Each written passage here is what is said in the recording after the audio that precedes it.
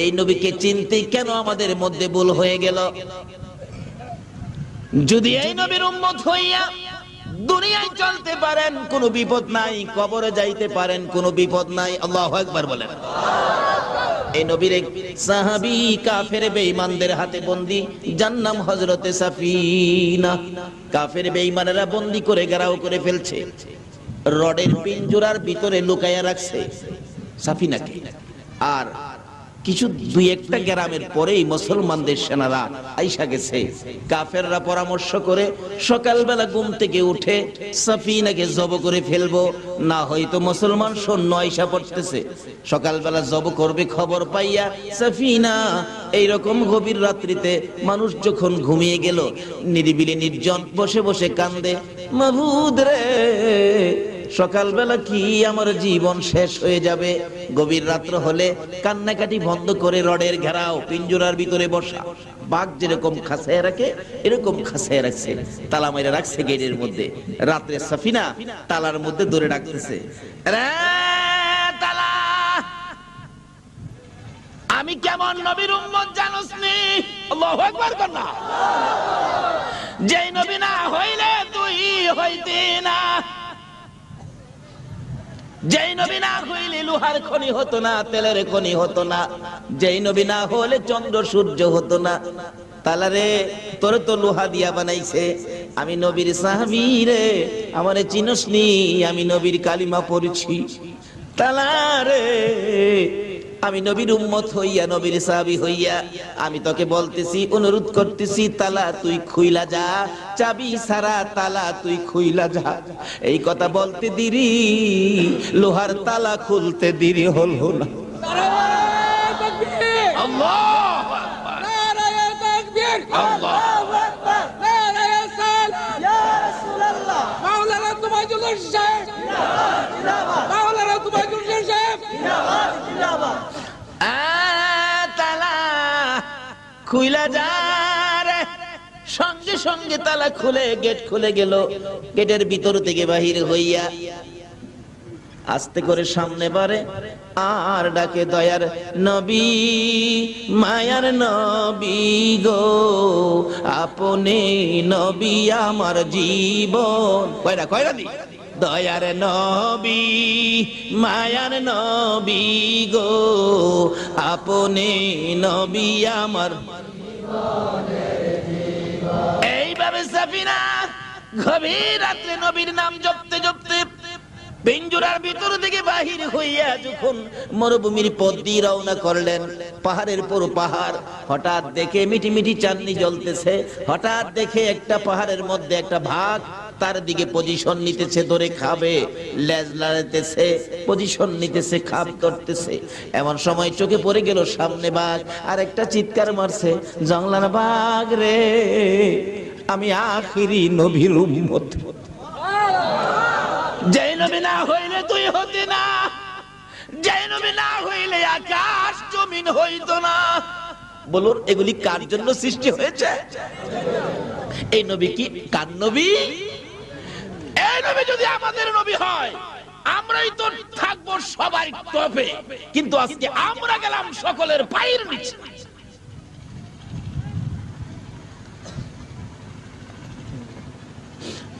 জংলার বাঘ, আমি আখিরি নবীর উম্মত রে, আমি নবীর সাহাবী, আমি কালিমা পড়েছি, আমারে খাইস না, নিষেধ দিলাম, আমার দিকে এই আর চোখে তাকাইস না। সাফিনা বলেন, এইভাবে ডাক দেওয়ার সঙ্গে সঙ্গে দেখি বাঘের লেজ লাড়ানি বন্ধ হয়ে গেছে। একটু পরে দেখি বাঘ উপর থেকে নাইমা নিচে আসতেছে। কাছাকাছি আসার পর আবার ডাকতেছে, ও বাঘ, আমি না তোকে সাবধান করে দিলাম, আমি আখিরি নবীর উম্মত, যেই নবী না হইলে তুই হতে না।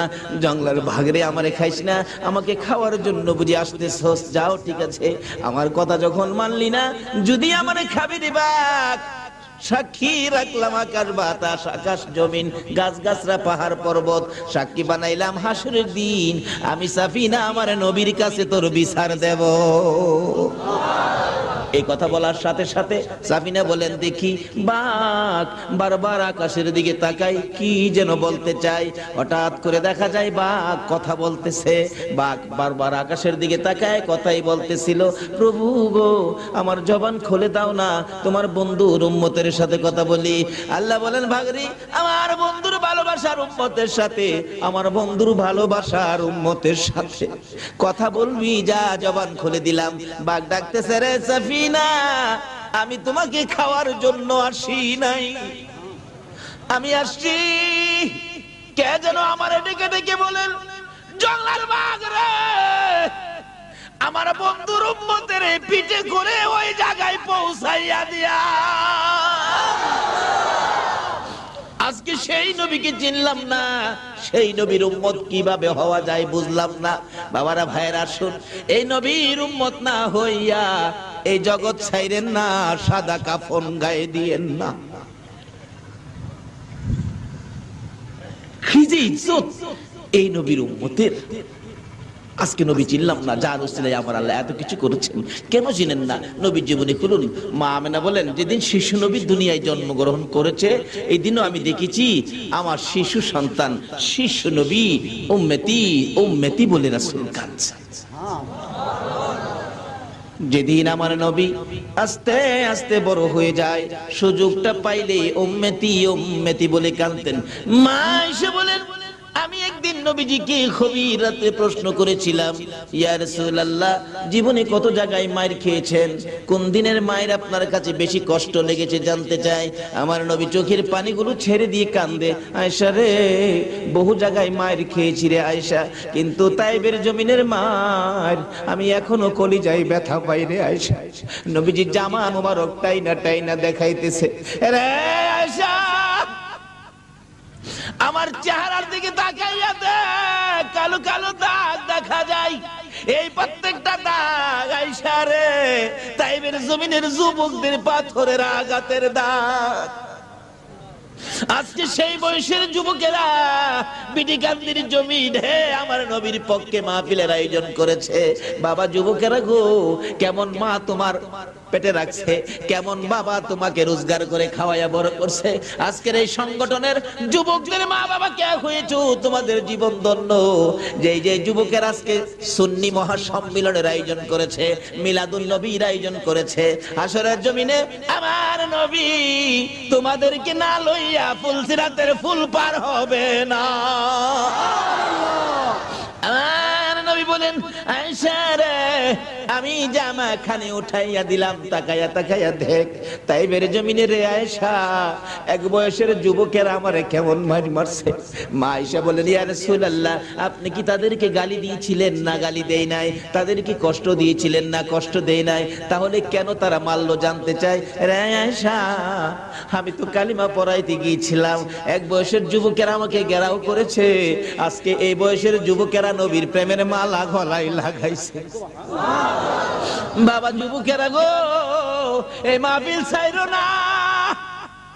আমার মন কই একদিন তোমাদের সাথে আমার নবীর স্বপ্নের দিদার হইয়া যাইব। দয়ার নবী মায়ার নবী বলতেছেন, আয়েশা রে, এক বয়সের যুবকেরা আমাকে ঘেরাও করেছে, ছোট ছোট পাথরগুলো জমা করে হাত ভর্তি করে নিয়ে সামনের দিকে আসতেছে।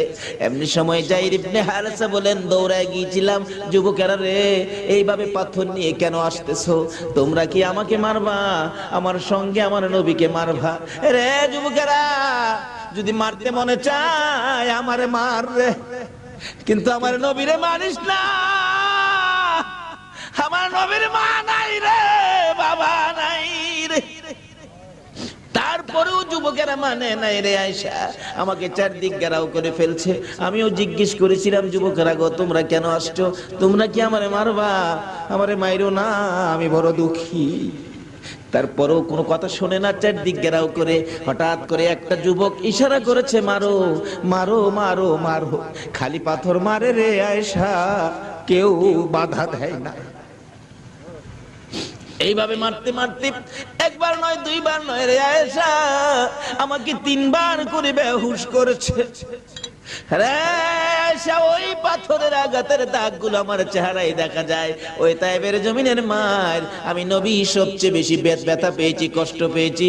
আমার নবী ডাকে, আয়েশা রে, তায়েবের জমিনের মায়ের কথাও আমি নবী বুইলা যাই রে, যখন আমার গুনাহগার উম্মতের কথা মনে হইয়া যায়। উম্মতের কান্ডার গো নবী, রহমতের বান্দার, বলুন উম্মতের কান্ডার গো নবী, রহমতের বান্দার। নবী বিনে রোজ হাসরে কে করিবে পার, নবী বিনে হাসরে কে করিবে পার। উম্মতের কান্ডার গো নবী, রহমতের বান্দার, উম্মতের কান্ডার গো নবী, মোদের নবী দয়ার সাগর, গুনাহগার উম্মতের পাগল। মোদের নবী দয়ার সাগর, গুনাহগার উম্মতের পাগল।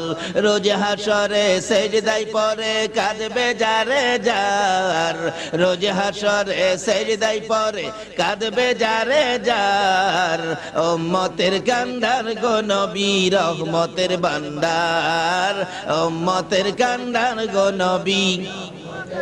যাইয়া দেখো মদিনাতে কান্দে নবী রোজা পাকে, যাইয়া দেখো মদিনাতে কান্দে নবী রোজা পাকে। মাফ করিয়ে দাও গো খোদা উম্মত গুনাহগার, মাফ করিয়ে দাও গো খোদা উম্মত গুনাহগার।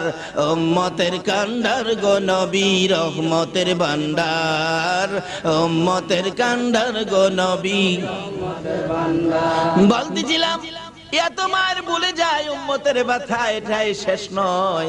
আমার নবী যেদিন এই জমিন থেকে বিদায় হয়ে যাবে, আল্লাহু আকবার, আল্লাহু আকবার। আমার নবী বলেন, বিছানায় শুয়ে শুয়ে চোখের পানি ছাড়তেছে। খাতুনে জান্নাত ফাতেমাতু জাহরা বলেন, আমি বাবার মাথার পাশে বসেছিলাম। সাধারণত আমাদের সমাজও দেখবেন বাবার অসুবিধার সময় মাথার পাশে মেয়েই বয়ে থাকে, ঠিক কিনা কত? মেয়েরা সাধারণত বাবারে মায়া করে বেশি। বাবার মাথার পাশে বসেছিলাম, আমি দেখি আমার বাবা গলা কাটা মুরগির মতো ছটফট করে, মাঝে মাঝে ডান দিকে তাকায়, মাঝে মাঝে বাম দিকে তাকায়, মাঝে মাঝে পিছনের দিকে তাকায়, সামনের দিকে তাকায়, চোখের পানি জোর করে ছাড়ে। আমি প্রশ্ন করেছিলাম, খাতুনে জান্নাত ফাতেমাতু জাহরা বলেন, বাবাকে প্রশ্ন করতাম, বাবা গো এইভাবে ছটফট করেন ডান দিক বাম দিক কেন তাকান, কি ব্যথা কোন দুঃখে আমি জানতে চাই। আমার নবী বলেন, ফাতেমা রে, আমার অন্য কোনো দুঃখ নাই রে ফাতেমা। আমি ডান দিকে তাকাইয়া দেখি আমার এতিম উম্মতেরা দাঁড়াইয়া রইছে, বাম দিকে তাকাইয়া দেখি আমার গুনাহগার উম্মতরা রে এতিমের মতো দাঁড়াইয়া রইছে। যেদিকে তাকায় আমার সমস্ত পৃথিবীর উম্মতদেরকে দেখা যায়। আমি নবী ছটফট করি রে, এই গুনাহগার উম্মত ফালাইয়া আমি নবী কই যাইব রে। ফাতেমা, আমি আমার উম্মত ফালাইয়া যাইতে রে, এই ব্যথায় আমি গলা কাটা মুরগির মতো ছটফট করি। বলুন এই নবীকে চিনা আমাদের দরকার আছে কিনা? ফাতেমা বলেন, বাবাকে এইভাবে ছটফট করতে দেখেছি। তারপরেও হযরতে আজরাইল আলাইহিস সালাতু ওয়াস সালাম যখন এসে গেছেন, এমন সময় ডাকতেছে, ও আজরাইল একটু দাঁড়া রে, আমার ভাই জিবরাইল আসো। জিবরাইল আইসা গেছে আমার নবীর সামনে। হযরতে জিবরাইল ডেকে ডেকে বলতেছেন, আল্লাহর বন্ধু এইভাবে কেন কান্দেন? জিবরাইল রে, আমি নবী চলে গেলে রে আমার উম্মতের কি উপায় হবে রে? আমার আল্লাহ বলেন, জিবরাইল বলে দে, প্রথম নাম্বারে আমার বন্ধুর কথা বলে দে। আমার বন্ধুর দাফন আমি আমার আরশের ডান পাশে করব, এই জমিনে রাখবো না। দ্বিতীয় নাম্বারে বলে দে, আমি আমার বন্ধুর চোখের পানি দেখে আমার মায়া হয়েছে, আমি আমার বন্ধুর উম্মতের মাফ করে দিব। এবার জিবরাইল ঘোষণা দেওয়ার পরও আমার নবী কান্দে। ও জিবরাইল, একটা ব্যথা আরো এখন বাইরে গেছে। কি ব্যথা? আরে জিবরাইল, আমার দাফন কি আল্লাহর আরশের ডান পাশে হবে? হ জিবরাইল রে, আমি যদি আল্লাহর আরশের ডান পাশে থাকি রে, আমার উম্মতেরা কই থাকবে? আমার নবী বলেন আমার উম্মতেরা কই থাকবে? জিবরাইল বলেন এই জমিনের মধ্যে থাকবে। আমার নবী বলেন জিবরাইল রে, আমি আরশের ডান পাশে থাকবো, উম্মত এই জমিনে থাকবো। না রে না, এই কথা এই দাবি আমি রাখবো না। আমার পক্ষ থেকে একটা দাবি তুলে ধরো, আমার উম্মতেরা যদি এই জমিনে থাকে রে, আমি নবী আরশে যাব না, আমি আমার উম্মতের পাশে সেই জায়গায় শুয়ে থাকবো। বলুন নবী এখনো উম্মতের পাশে মদিনায় শুয়ে আছে কিনা? এই নবীকে চিনা দরকার আছে কিনা? জিবরাইল বলেন ইয়া রাসূলুল্লাহ, একটা প্রশ্ন আমি করতে চাই। কি প্রশ্ন করবি? এত বড় সুন্দর প্রস্তাব পাইলেন, আল্লাহর আরশে থাকবেন, কেন জমিনে নিয়ে আসতে চান? কেন জমিনে থাকতে চান? রে জিবরাইল, একটা দুঃখে আমি জমিনে থাকবো রে। জমিনের মধ্যে দেখেছি মুরগি যখন বাচ্চা দেয় রে জিবরাইল, বাচ্চাগুলো লইয়া ঘুরে, আকাশে যদি কোনো চিলকাক উড়ে বিপদের জন্য, বিপদের অবস্থা দেখে, মা মুরগটা দুইটা পাখা বাড়াইয়া দেয়, বাচ্চাগুলো মার পাখার নিচে আশ্রয় নেয়। আমি নবী মদিনায় শুইব রে জিবরাইল, আমার উম্মতের কোনো বিপদ থাকলে রে মদিনার থেকে দুইটা হাত বাড়াইয়া দিব। আমি আমার সকল উম্মতের আমি আমার দুইটা হাতের মধ্যে ঢুকাইয়া শান্তির সামিয়ানা উড়াইয়া দিব। এই নবীকে চিনা দরকার আছে কিনা?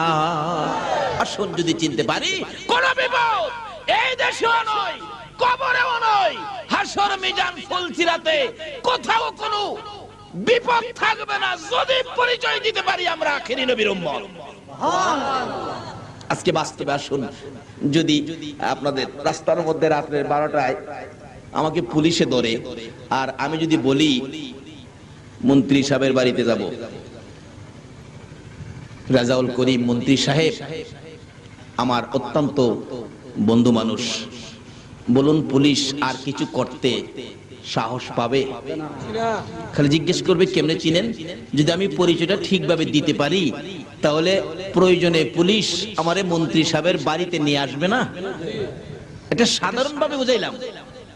আর যার উসিলায় কুল খায়রাত, এই নবীর উম্মতের পরিচয় যদি কিছুটা আমাদের মধ্যে থাকে, হাসরের দিন ফেরেশতারা বলবে আসেন আমরা জান্নাতে দিয়ে আসি। জান্নাতের মালিক তো হলেন নিশ্চিত আপনারা জান্নাতি। কেন? এই জান্নাতের টিকিট রোজগার করেছে মায়ের খেয়ে, রক্ত দিয়ে, না খেয়ে পেটে পাথর বেঁধে, মায়ের দেশ বাবার দেশ মক্কা ছেড়ে মদিনায় হিজরত করে এই জান্নাতের টিকিট আমাদেরকে কে দিয়ে গেলেন বলুন তো? আজকে কালিমা আছে কিন্তু নবী নাই। কি বলেন? কালিমা আছে নবী নাই, কালিমা আছে পর্দা নাই, কালিমা আছে হালাল খাবার নাই, কালিমা আছে নামাজ নাই। অথচ কালিমাটা কত দামি! কালিমাওয়ালার জীবনী খুলুন। হযরত আবু বকর সিদ্দিক রাদিয়াল্লাহু তাআলা যেদিন কালিমার মালা গলায় নিয়েছে, আল্লাহু আকবার বলেন, এদিন আর নিজের ইচ্ছায় কোনো কাজ আবু বকর করে না। কালিমা যা বলে, কালিমার ভিতরে যা নির্দেশ সেটাই মানে। আবু বকর কালিমা পড়ার পর কিভাবে আবু বকর নিজেকে পরিচালনা করেছেন, আবু বকর কালিমা পড়ার পর কালিমার সাথে সম্পর্ক কত গভীর। একদিন আবু বকর মা আয়েশা সিদ্দিকাকে জিজ্ঞেস করেন, আয়েশা তোমাকে অল্প বয়সে নবীজির কাছে বিবাহ দিছি, অল্প বয়সে, তুমি কি জানো তোমারে কেন বিবাহ দিছি? মা আয়েশা বলেন, বাবা গো আমি তো জানি না। আবু বকর বলেন, আয়েশা রে অল্প বয়সে তোমাকে নবীর কাছে বিবাহ দিয়েছি। অল্প বয়সের রাসূলের কাছে বিবাহ দেওয়ার কারণ হলো আমি আবু বকর জান্নাতে যেতে চাই। আল্লাহু আকবার। যেহেতু কালিমা পড়েছি, জান্নাতের টিকিট পেয়েছি, আমি জান্নাতে যেতে চাই। হাসরের দিন যদি জান্নাতে যাওয়ার সকল আমল যদি আমার বরবাদ হয়ে যায়, কোন আমল যদি আল্লাহর কাছে গ্রহণযোগ্য না হয়, কোন আমলের বিনিময়ে যদি আমি আবু বকর জান্নাতে যাইতে না পারি রে আয়েশা, সর্বশেষে আমি তোমাকে নিয়ে আল্লাহর আরশের কিনারে যাব। প্রভু গো, আমার এই মেয়েটাকে অল্প বয়সে তোমার বন্ধুর কাছে বিবাহ দিয়েছি, তোমার বন্ধুর কাছে অল্প বয়সে মেয়েটাকে বিবাহ দেওয়ার কারণে আমি আবু বকরকে জান্নাত দিয়ে দাও। জোরে জোরে খান সুবহানাল্লাহ। শুধু এটাই নয়, আবু বকর কালিমা নিয়ে কত কষ্ট করেছেন। যেদিন আবু বকর এই জান্নাতের টিকেট কালিমাটা লইয়া সর্বপ্রথম যখন বাড়িতে ঢুকলেন, রাত্র তখন গভীর। আবু বকরের মা বলেন, আবু বকর তুমি তো জীবনে কোনোদিন এত রাত্র করো নাই, আজকে তোমার এত রাত্র হলো, কারণটা কি? আবু বকর বলেন, মা আমি আখিরি নবীর কাছ থেকে জান্নাতের টিকিট আনছি, আমি জান্নাতে যাব। তোমাকেও কিভাবে জান্নাতে নেওয়া যায় আমি এই চিন্তাও করতেছি। আবু বকরের মা বলেন, আবু বকর তাহলে কি তুমি বাপ দাদার ধর্ম ছেড়ে দিয়েছো? মা বাপ দাদার ধর্মে তো কিছু নাই, তুমি কি মুহাম্মদের পক্ষে গেছো? মা এটাই তো আল্লাহর পক্ষ। কি বললেন? আমাদের নবীর পক্ষটাই কার পক্ষ? আজকে এই নবীর পক্ষ বিশ্বের মুসলমান ছেড়ে দেওয়ার কারণে বিজাতিদের হাতে আজকে মার। ও তুমি জানতাম জ্ঞানী, আজকে বুঝলাম তুমি অজ্ঞানী। দাঁড়াও তোমাকে শাস্তি করতেছি। মা দুই হাতে থাপ্পড় শুরু করলেন। কিতাব লেখে, আবু বকরের জীবনী লেখে, মা যত মারে আবু বকর ততই হাসে। মা বলেন, দাঁড়াও আমার মায়েরে তোমার শাস্তি হয় না। পুরুষদেরকে ডাকলেন, মারতেছে, হাসে, খুব মারতেছে রাত্রের বেলা। এমনকি কিতাব লেখে মারতে মারতে আবু বকরের সকল শরীরের মধ্যে রক্ত জমাট হয়ে গেছে, এমনকি নাকে দিয়ে মুখে দিয়ে রক্ত বাহির হয়ে গেছে। জ্ঞানহারা হয়ে গেলেন আবু বকর। আবু বকরের মা বলেন, তোমরা কারা গো? আমার আবু বকরকে আর মেরো না, যদি জ্ঞান থাকে জীবনে আর কালিমা পড়বে না। জ্ঞান হারা হয়ে গেছে আবু বকর। মা মাথায় পানি দেয়, জ্ঞান ফিরে না। রাত্র শেষ হয়ে গেছে, জ্ঞান ফিরে না। সকালবেলা বহু সময় পর মা ডাকতেছে, এরে আবু বকর এত মার খাইলি, জ্ঞান ফিরে না, আর কি জীবনে কালিমাটা পড়বি? একটু পরে দেখা যায় আবু বকর দুইটা চোখ খুলে মার দিকে তাকাইলেন। মা সঙ্গে সঙ্গে এক গ্লাস পানি নিয়ে আবু বকরের কাছে গেলেন। আবু বকর সারা রাত মার খেয়েছো, কলিজাটা বুঝি শুকাইয়া গেছে রে বাবা। আবু বকর আমি এক গ্লাস পানি আনলাম, পানিটা খাও না বাবা, পানিটা খাও। আবু বকর দুইটা চোখের পানি জর্জর করে ছেড়ে দিয়ে মার দিকে তাকাইলেন। মা গো এই পানি আমি খাবো না গো মা, তোমার হাতের পানি আমি খাবো না। কেন খাবি না? যেই নবীর কাছ থেকে কালিমা লওয়ার অপরাধে মার খাইলাম গো, এই নবী যতক্ষণ পর্যন্ত না আসবে ততক্ষণ পর্যন্ত আমি পানি খাবো না। আমার নবী কই? নবীর লাগি তো মার খাইছি, আবার নবী আসলে পানি খাবো। আমার নবীর কানে খবর গেলে দয়ার নবী মায়ার নবী দুইটা চোখের পানি ছেড়ে দিলেন। এসে হাজির হলেন, আবু বকর রে আমি পানি দিলে পানি খাবি, নে পানি খা। আমার আল্লাহ বলেন, বন্ধু গো আবু বকরকে জানিয়ে দাও এই কালিমা লইয়া এত মার খেয়েছে, আজকে তুমি আবু বকরের দরদি হইয়া এক গ্লাস পানি মুখের কাছে তুলে দিলা।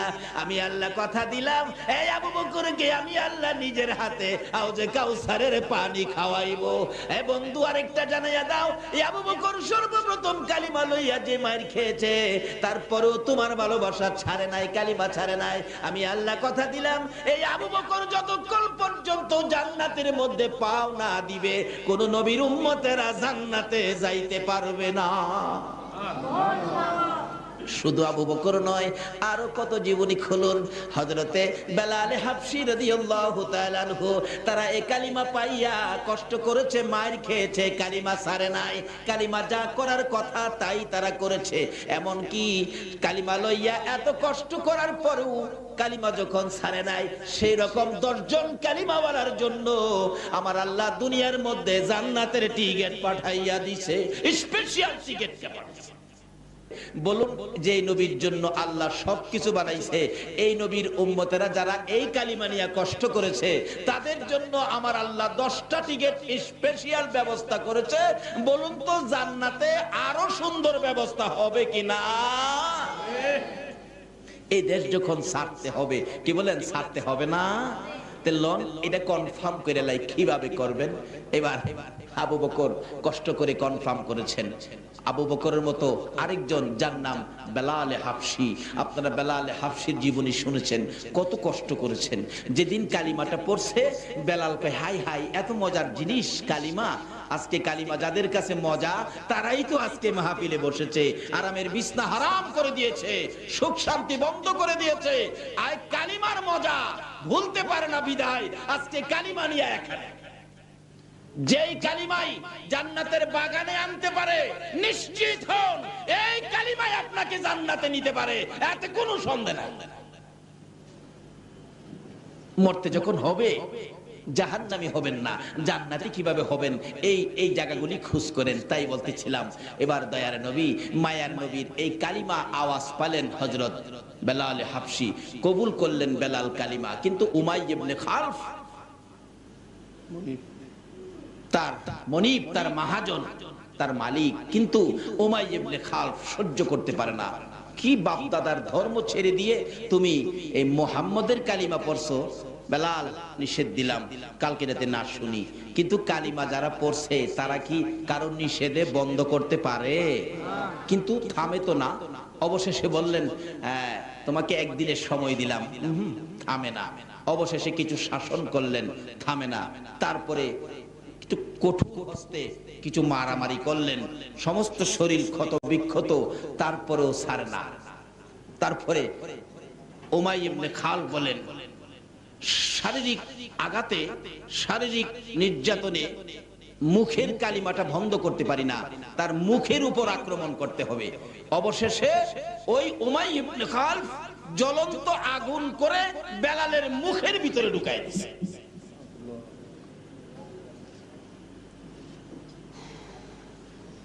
কত কষ্ট করে রোজগার করে আজকে আমাদের কাছে কালিমা। রাসূল বলছেন মৃত্যুর সময় যদি কারো মুখ থেকে এই কালিমাটা বাহির হয়, এই কালিমা পরে পরে যদি কেউ মৃত্যু হয়, তাহলে তুমি নিশ্চিত হবে তোমাকে আমি রাসূল সুপারিশ করে জান্নাতে নিয়ে যাব। কারণ যে কালিমা পড়তে পড়তে মৃত্যু হয়েছে, রাসূল বলেন আমার উপর ওয়াজিব হয়ে গেছে তাকে নিয়ে জান্নাতে। কিন্তু কালিমা নসিব হবে না, মুখ দিয়ে কালিমা বাহির হবে না এক কিসিমের মানুষের, যারা মা বাবাকে কষ্ট দিচ্ছেন। বলুন কাকে? যারা মা বাবাকে কষ্ট দিচ্ছেন তাদের মুখ থেকে কালিমা বাহির হবে না। কারণ কবি বলেন শিকায়াত কো হার কুনাত উস্তাজেরা গ্রেফতার